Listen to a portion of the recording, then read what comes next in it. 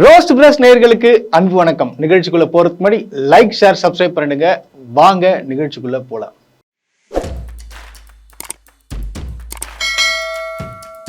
வருகிற 2026ஆம் ஆண்டிலிருந்து சுற்றுலா போறவங்க கவனத்திற்கு. இந்த வீடியோ கொஞ்சம் பாத்துருங்க, நல்ல செய்தி காத்திருக்கு. நீ சுற்றுலாவுக்கு எங்கேயும் போனதில்ல.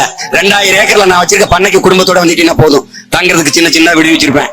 சுற்றுலாத்தல உட்காந்துக்கிட்டு எனக்கு வல்லாரக்கீரை சமைச்சு கொடு ஐயா, நாட்டுக்கோழி அங்கேயே பண்ணையில ஐயா, கறி அங்கேயே, என்ன வேணும் பண்ணி கறி வரைக்கும் தருவேன். நீ என்ன வேணுமோ சாப்பிடலாம். அதுக்கு பேர் என்ன? ஒருங்கிணைந்த கூட்டு பண்ணை. பாத்தீங்களா, அண்ணன் நமக்காக ஒரு 2000 ஏக்கர்ல ஒரு பண்ணை ரெடி பண்ணி நீங்க குடும்பத்தோட நீங்க என்ன கேட்கணும் சாப்பிட. நாட்டுக்கோழி, மாட்டுக்கறி, ஆட்டுக்கறி, பன்னிக்கறி எல்லாமே விதவிதமா இருக்கும். தங்கறதுக்கு பார்த்தா சின்ன சின்ன குடிசெல்லாம் போட்டு தங்கறதுக்கு எல்லாமே செட் பண்ணி வச்சிருவாங்க.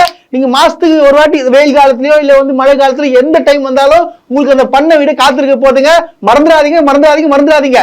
என்னடா இவன் 2026ல தான் அப்படின்னு சொல்றானே, ஏன் இப்பெல்லாம் போக கூடாதான்னு கேட்பீங்க. அண்ணன் சிஎம் ஆனார்னா முதல் வேலையா பார்த்தா 2000 ஏக்கர்ல ஒரு பண்ணை இடையை செட் பண்ணி உங்களுக்காக பக்காவான சுற்றுலா தலத்தை உருவாக்க போறாரு.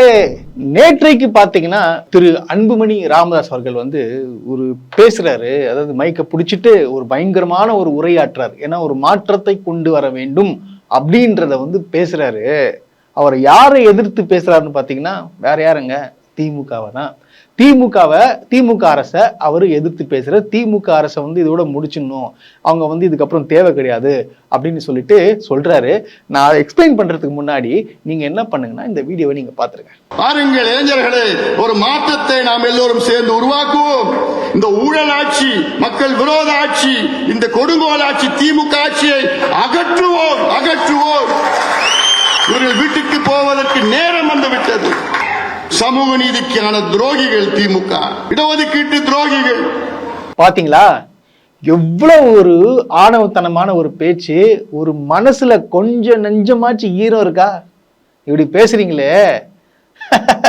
நான் ஒண்ணு ஞாபகப்படுத்த விரும்புறேன்.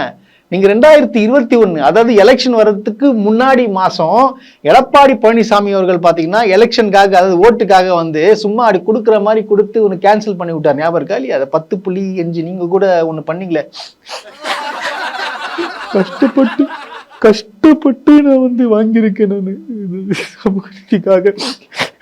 அப்படின்னு சொல்லிட்டு கேமராவை நைஸா வைக்கிற மாதிரி வச்சு ஒரு சீன் ஒண்ணு போட்டீங்களே. அதுக்கப்புறம் கேன்சல் பண்ணாங்களே. யார்? எடப்பாடி பழனிசாமி நல்லவரா? உங்களுக்கு இட ஒதுக்கீடு கொடுத்துட்டாரா? நான் கேட்கறேன். நீங்க தானே கூட்டணி வச்சீங்க, கூட்டணி தொடர்ந்து வச்சீங்கல்ல, அப்புறம் நான் அவருக்கு தூக்கி கொடுத்துட்டாரா? எப்படி மனசாட்சி இல்லாம திமுக குறை சொல்றீங்க? என்ன சொன்னீங்க? இட ஒதுக்கீடு துரோகி. ஐயா அன்புமணி அவர்களே, நான் உங்களுக்கு ஒரு விஷயம் ஞாபகப்படுத்த விரும்புறேன். 1987 கலைஞர் உங்களுக்காக 20% கொடுத்தாரே, ஞாபகம் இருக்கா? மறந்துட்டீங்களா? முதல் உங்க சமுதாயத்திற்கு இடஒதுக்கீடு வழங்கியவர் யார்? கலைஞர் தானே. அது எப்படிங்க அசால்ட்டா சொல்றீங்க திமுக துரோகின்றீங்க? அதுக்கப்புறம் என்ன சொல்றீங்க? கணக்கெடுப்பு எடுக்கணும், சாதி வரைய கணக்கெடுப்பு எடுக்கணும்னு சொல்றீங்க. கேட்டா மு.க. ஸ்டாலின் அவர்கள் ஏமாத்துறாரு, அவர் கணக்கெடுக்க மாட்டாரு, அவரு தான் பவர் இருக்குதுன்னு சொல்றீங்க. ஐயா, நீங்க படிச்சவங்க, எம்பிலாம் இருந்திருக்கீங்க. உங்களுக்கு மீண்டும் சொல்ல ஞாபகப்படுத்துறேன். அதாவது மாநில அரசுக்கு அந்த கணக்கெடுப்பு எடுக்கிறதுக்கான உரிமை கிடையவே கிடையாது. இதை நான் சொல்லலைங்க, உங்களுக்காக பாத்தீங்கன்னா உச்ச நீதிமன்றமே தெளிவா சொல்லிச்சு. இது மாநில அரசுக்கு அதிகாரமே கிடையாது. எடுத்தா ஒன்றிய அரசு தான் எடுக்கணும்னு சொல்லியாச்சு. கேட்டா ஆனவனா எப்ப என்ன சொல்றீங்க? பீகார்ல எடுத்துட்டாங்க, கர்நாடகா எடுத்துட்டாங்க அப்படின்னு சொல்றீங்க. நான் பீகார்ல எடுத்தாங்க, ஓகே. அது இம்ப்ளிமெண்ட் ஆச்சா? கேன்சல் தானே ஆச்சு. அதெல்லாம் புரிஞ்சுக்கணும். அதாவது ஒரு பொய் குற்றச்சாட்டு வைக்க கூடாது. மீண்டும் சொல்றேன், சமூக நீதி, இடஒதுக்கீடு எல்லாமே கொடுக்கறது யாருன்னா கலைஞர் தான். அதிமுக நீங்க இருக்கிறீங்களா பாரு, அடிமையா வருஷம் போறீங்களே, அவங்க உங்களுக்கு இடஒதுக்கீடுக்காக பாடுபட்டு எல்லாம் வாங்கி கொடுத்துட்டாங்களா? நீங்க மத்தவங்களுக்கு விடுங்க, நீங்க உங்க சமுதாயத்திற்கு என்ன பண்ணீங்க? உங்க குடும்பத்தை தவிர வேற யாருன்னா வளர்த்து விடுறீங்களா? சொல்லுங்க. உங்களுக்காகவே பாடுபட்டவர் பாத்தீங்கன்னா காடு வெட்டி குருமூர்த்தி அவர்கள். அவங்களுக்கு என்ன பண்ணீங்க? அவர் ஹாஸ்பிட்டல் இருக்கும்போது உதவி ஏதாச்சும் பண்ணீங்களா? அவங்க எந்த அளவுக்கு உங்க அப்பா மேல உங்க மேல எவ்வளவு பட்டா இருந்தவரு. நீங்க கூட அண்ணன் சொல்லுவீங்க, கண்ணனே கை விட்டீங்களே. அவருக்காக இப்போ வரைக்கும் நீங்க என்ன பண்ணீங்க? எதுவுமே கிடையாது. அவங்க சாதாரணமா வந்து அந்த சிலை திறப்பு விழாக்கு பாத்தீங்கன்னா அமைச்சர் சிவசங்கர் அவர்கள் பாத்தீங்கன்னா வந்து திறந்து வச்சதுக்கு உங்களால ஏத்துக்க முடியல. நீங்க போய் திறந்து வைக்கிறது தானே, இல்ல முன்னாடியே திறந்து வைக்கிறது செத்து எத்தனை வருஷம் ஆகுது? அதெல்லாம் பண்றது தானே. இல்ல உங்க சமுதாயத்திற்கு நீங்க என்ன பண்ணீங்க? என்ன பண்ணீங்க கேட்டா இடஒதுக்கீடு கொடுங்க. நீங்க என்ன பண்ணீங்கன்னு கேட்கறேன். இடஒதுக்கீடு வர வேண்டிய நேரத்துல கரெக்டா வந்துடும். அது பிரச்சனை கிடையாது. நீங்க என்ன பண்ணீங்க உங்க சமுதாயத்துக்கு? உங்களை நம்பி இருக்குத கூட்டம், நீங்க என்ன சொன்னாலும் பண்றானுங்களே, அவங்களுக்காக நீங்க என்ன பண்ணீங்க? என்ன கீழ்ச்சிங்க? படிக்க வைக்கிறீங்களா? எத்தனை பேரை வந்து உங்க காலேஜ்ல படிக்க வைக்கிறீங்க?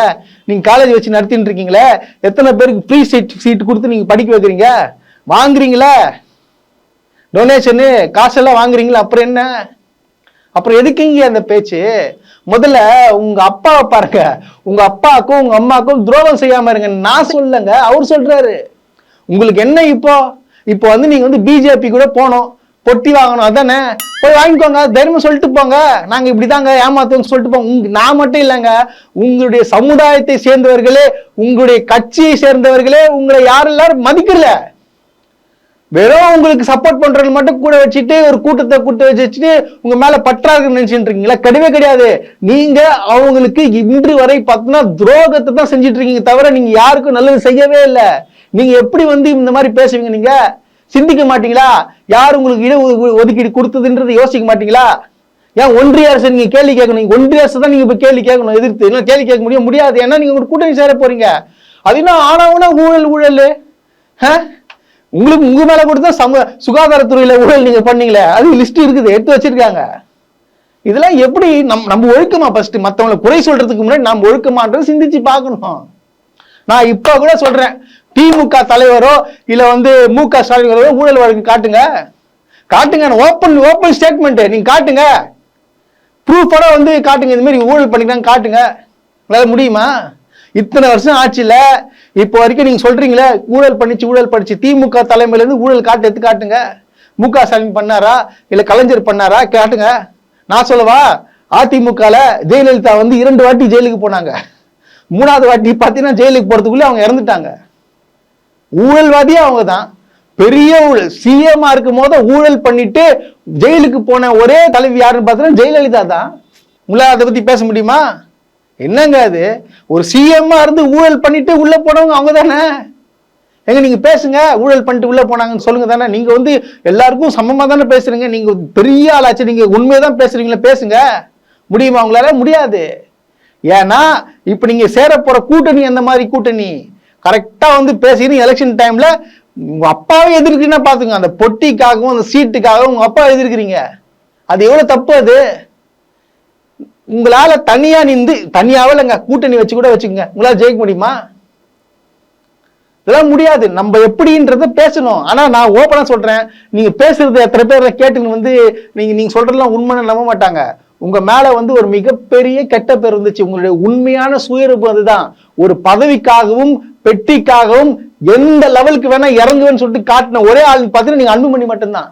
சோ அதனால வந்து அடக்கம் தேவை. இதெல்லாம் தேவையில்லாத பேச்சு. இதெல்லாம் என்னடா இவன் மேங்கோ மணியை பத்தி பேசிட்டானே, இன்னும் வந்து நம்ம தலைவர் விஜயை பத்தி வந்து பேசவே இல்லையே, வெற்றி கழகத்துடைய விஜயை பத்தி அப்படின்னு யோசிப்பீங்க. இருக்குதுங்க, கவலைப்படாதீங்க. ஏன்னா கண்டிப்பா பேசியே ஆகணும். ஏன்னா இவங்க பேச்சின பேச்செல்லாம் பாத்தீங்கன்னு வச்சுங்களேன், இவங்க தான் வந்து பெண்களுக்கு அப்படியே முக்கியத்துவம் கொடுக்குற மாதிரி நான் பில்டப்படா சாமி.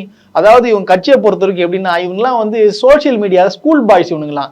அது ஒருத்தன் வந்து கொஞ்சம் முன்னேறணும்னு வச்சுக்கோ, அம்மால பராமப்படுறது. ஐயோ இவங்க வளர்ந்துட்டாங்கன்னா தளபதி கண்ணில் பற்றுவர், விஜய் கண்ணில் பற்றுன்னா அவங்க வளர்த்து விட்டுருவாங்க, நம்ம வளர முடியாது. இந்த மாதிரி வந்து ஒருத்தன் பின்னாடி ஒருத்தனை பிடிச்சி வலிக்கிறதே இவனுங்க வேலைதான். உண்மை இவனுங்க வந்து இன்னும் அறிவு இல்லைங்க, அரசியல் அறிவு இல்லை. அரசியல்ல வந்து எப்படி வந்து பொறுமையா இருந்து முன்னேறணும், சாந்தமா இருக்கணும், மக்கள்கிட்ட எப்படி வந்து சந்திச்சு பேசணும். அரசியல்ல வந்து ஒரு பொது வாழ்க்கையில வந்தாலே வந்து ஒரு ஆட்டோமேட்டிக்கா வந்து ஒரு ஸ்டாண்டர்ட் வரணுங்க. அதாவது ஒரு மெச்சூரிட்டி வரணும், எப்படி பொதுவெளி நடந்துக்கணும். ஆனால் இங்கெல்லாம் கிடையாது. அது ஒருத்தன் வந்து அதிகம் ஒன்றும் இல்லைங்க, தெரியுமா, அதிகமான லைக்ஸ் வாங்கினாலே போதும், அது இவங்களை பராமரிப்படுறது. ஸோ இந்த மாதிரியான கட்சி தான் வந்து தாவேக்கா. சமீப காலமா பாத்தீங்கன்னா பெண்கள் அனைவரும் வந்து புறக்கணிக்கப்படுதா வந்து ஏகப்பட்ட வந்து சர்ச்சையான விஷயங்கள்லாம் தொடர்ந்து வந்துட்டு இருக்கு, தினமும் தான் வந்துட்டு இருக்கு.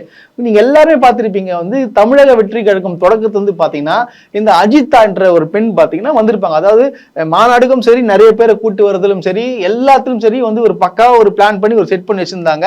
ஏன்னா அந்த அளவுக்கு பாத்தீங்கன்னா அந்த தூத்துக்குடி மாவட்டத்துல வந்து உங்களுக்கு நல்ல ஒரு செல்வாக்கு இருக்குதாகவும் கேள்விப்பட்டிருக்கு, எல்லாருக்கும் தெரியும் உங்களுக்கு. ஸோ சோஷியல் மீடியாலாம் பார்த்தீங்கன்னா ரொம்ப ஆக்டிவா இருப்பாங்க. அவங்க வந்து இப்போ வளர்ந்துடக்கூடாதுன்னு சொல்லிட்டு அங்க ஒரு பிரச்சனை என்னன்னு பாத்தீங்கன்னா, இவங்க வந்து இப்போ சமீபமா நடந்துச்சு பாத்தீங்களா, மாணவர்களுக்கு வந்து விருது வழங்கு விழா நடந்துச்சு இல்ல. ஸோ அங்க இப்ப தூத்துக்குடியில இருந்து மாணவர்கள் வந்து கூட்டு வராங்க. கூட்டு வரும்போது பாத்தீங்கன்னா புஷி ஆனந்த் இருக்காரு பாத்தீங்களா, அவர் என்ன பண்றாரு, விட மாட்டாரு உங்களை விடாம வரவேற்காம, இல்ல உங்களுக்கு நீங்க அனுமதி இல்ல அப்படின்னு சொல்லிட்டு சொல்லிடுறாங்க. தாவேகா தொடங்கிய பின் களப்பணி மற்றும் சமூக வலைதளம் மூலம் அடையாளம் பெற்றவர் தூத்துக்குடியை சேர்ந்த அஜிதா. கட்சியின் முதல் மாநாடு முடியும் வரை மாவட்ட பொறுப்பாளர் என்ற முறையில் அஜிதாவுக்கு கட்சியில் அங்கீகாரம் வழங்கப்பட்டது. அதற்கு பிறகு அவர் தொடர்ந்து புறக்கணிக்கப்பட்டு வருவதாக கூறப்படுகிறது. கட்சியின் செயற்குழு கூட்டத்தில் பங்கேற்ற அஜிதாவிற்கு பொதுக்குழு கூட்டத்திற்கு அழைப்பு இல்லை. தாவேகா பொதுச் செயலாளர் ஆனந்த் அஜிதா வருகையின் போது வரவேற்க மறுத்து அந்த இடத்தை விட்டு நகர்ந்து சென்றார்.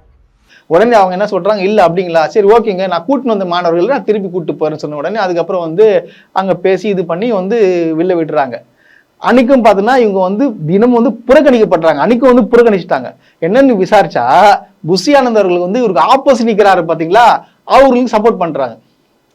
இது என்னது இது, ஏன் ஏன் ஒரு மரியாதை கொடுக்க மாட்டீங்களா? உங்க கட்சி தானே, உங்க துண்டு தானே போட்டு வராங்க, விஜய் பேரை சொல்லி தானே மாணவர்களை கூட்டு வராங்க. இதுல என்ன ஒரு கேவலமான ஒரு பொதுச் செயலாளருடைய அந்தஸ்துல இருக்கிறீங்க மிஸ்டர் புஷி.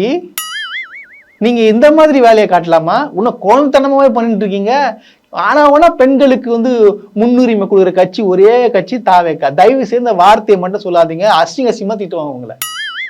இது என்ன ஒரு சின்ன பசங்க மாரி அவன் மாதிரி என்னோட பெரிய ஆளாயிட்டா அப்படின்னு விடக்கூடாது. இது என்னது?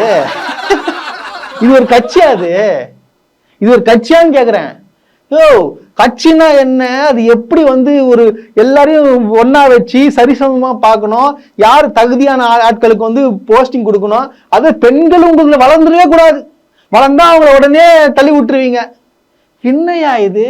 அன்னைக்கு கூட பாக்குற வந்து மகளிர் தின விழால பாத்தீங்கன்னா மகளிர் தான் முன்னுரிமை கொடுத்து வந்து மேல நிறுத்துவாங்க. இங்க ஏறது ஃபுல்லா வந்து இதுங்களே அணிலுங்களே ஏறி சுத்தி நிக்குதுங்க. பெண்களை முன்னாடி வச்சுதான் நீங்க நிகழ்ச்சி நடத்தணும். ஆனா அணில் ஃபுல்லா அவங்களை ஏறி வச்சுக்கின்னு அவங்க ஒரே டிவிக்கேன்னு கத்திக்கின்னு என்ன ஆயுது. கீழே வந்து பாத்தீங்கன்னா ஒரு அம்மா வந்து திட்டுறாங்க, எங்க மகளிர் தின விழான்னு வச்சுட்டாங்க, நீங்களாம் ஜென்ஸ் எல்லாம் ஏறி உட்காந்துக்கிறீங்க, அப்ப மரியாதை எது கூப்பிட்டீங்கன்னு சொல்லிட்டு கேவலமா கேட்டு போறாங்க. இதெல்லாம் ஒரு பொழப்பா? இதெல்லாம் ஒரு பொழப்பா? இதில் இந்த பொழப்புக்கு விடுங்க, நம்ம வேற எதனா சொல்லிடு, எதனா தப்பாயிட போகுது.